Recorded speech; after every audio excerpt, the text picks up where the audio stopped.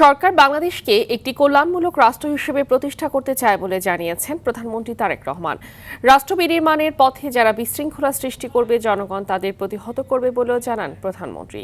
তিনি বলেন, যে কাজ করলে মানুষের ভাগ্যের পরিবর্তন হবে সেই কাজ করছে সরকার। জাতীয় মৎস্য পক্ষ 2026 উপলক্ষে কিশোরগঞ্জে আয়োজিত শুভেচ্ছা সভায় এসব কথা বলেন তারেক রহমান। সাব্বির আহমেদের ছবিতে শামীম চৌধুরীর রিপোর্ট। জাতীয় মৎস্য পক্ষের উদ্বোধনী আয়োজনে যোগ দিতে দেশের বৃহত্তম মৎস্য হাব কিশোরগঞ্জের উদ্দেশ্যে যাত্রা প্রধানমন্ত্রীর। পথিমধ্যে শিক্ষার্থী সহ সর্বসাধারণের উষ্ণ অভ্যর্থনায় সিক্ত প্রধানমন্ত্রী। জেলার কটিয়াদীতে রূপালী মৎস্য স্বনির্ভর দেশ সবার আগে বাংলাদেশ প্রতিপাদ্যে জাতীয় মৎস্য পক্ষ 2026-এর আনুষ্ঠানিক উদ্বোধন করেন প্রধানমন্ত্রী। মৎস্য শিল্পে অবদানের জন্য 13 ক্যাটাগরিতে 14 ব্যক্তি ও প্রতিষ্ঠানকে জাতীয় মৎস্য পদক 2026 প্রদান করেন তিনি। বক্তব্যে তারেক রহমান তুলে ধরেন মৎস্য খাত নিয়ে আগামীর পরিকল্পনা। উদ্যোক্তাদের জন্য 500 কোটি টাকা ফান্ডের কথাও জানান সরকার প্রধান।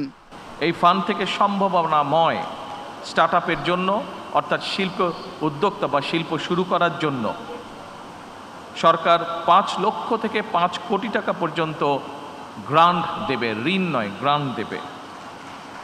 সুতরাং এই সুযোগ গ্রহণ করে এগিয়ে আসার জন্য আমি নতুন উদ্যোক্তা যারা আছেন তাদেরকে বিশেষভাবে আহ্বান জানাতে চাই। সফরের প্রথম কর্মসূচি জেলার পাকুন্দিয়া উপজেলার মির্জাপুর চেয়ারম্যান বাড়ি ঘাট এলাকায় শুভেচ্ছা বিনিময় অনুষ্ঠানে বক্তব্যে গ্যাস বিদ্যুৎ সংকটের জন্য বিগত সময়ের অপরিকল্পনাকে দায়ী করেন সরকার প্রধান।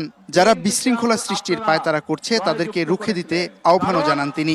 বিএনপির রাজনীতিটাই হচ্ছে এমন একটি রাজনীতি যেই রাজনীতির বাস্তবায়ন করলে পরে দেশের মানুষ উপকৃত হবে, গ্রামের মানুষ উপকৃত হবে। এই রাজনীতি বাস্তবায়নের মাধ্যমে বাংলাদেশকে একটি কল্যাণমুখী রাষ্ট্র গড়ে তুলতে যে কোনো সংকট যদি মোকাবেলা করতে হয় ধৈর্য ধারণ করতে হবে আমাদেরকে। কিন্তু আমরা দেখছি এই সংকটের সুযোগ নিয়ে কিছু সংখ্যক ব্যক্তি রাজপথে বিশৃঙ্খলা তৈরির চেষ্টা করছে। এর আগে একই এলাকার ব্রহ্মপুত্র নদে মাছের পোনা অবমুক্ত করেন প্রধানমন্ত্রী। হাত নাড়িয়ে শুভেচ্ছা জানান উচ্ছ্বসিত জনতাকে। মৎস্য, কৃষি এবং হাওর সম্ভাবনাকে কাজে লাগিয়ে কিশোরগঞ্জকে এগিয়ে নিয়ে যাওয়ার বার্তা দিলেন প্রধানমন্ত্রী তারেক রহমান। তবে জেলার বুক চিরে বয়ে যাওয়া নরসুন্দা নদীর পুনঃখনন এবং হাওর পর্যটন বিকাশে প্রধানমন্ত্রী প্রয়োজনীয় উদ্যোগ গ্রহণ করবেন, এমনটাই প্রত্যাশা কিশোরগঞ্জবাসীর। শামীম চৌধুরী, RTV, কটিয়াদী, কিশোরগঞ্জ।